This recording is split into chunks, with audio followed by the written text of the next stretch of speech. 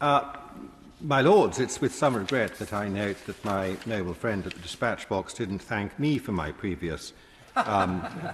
amendment on this particular subject, because I accepted as far back as committee stage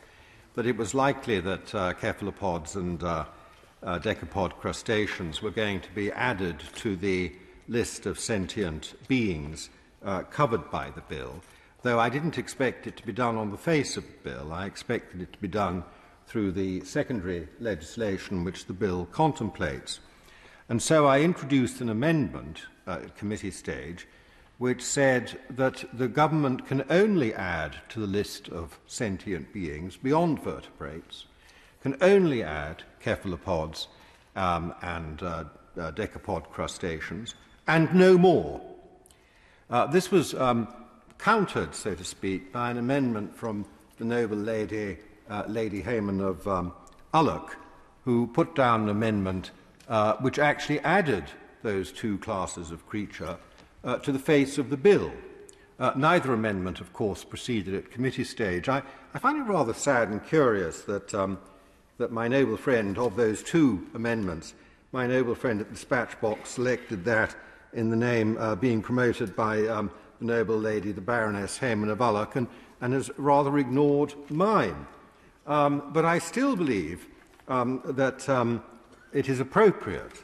that the bill should be amended to place some constraints on the ability of the Secretary of State to add to the list without returning to this House for primary legislation. And I'm not entirely alone in that regard,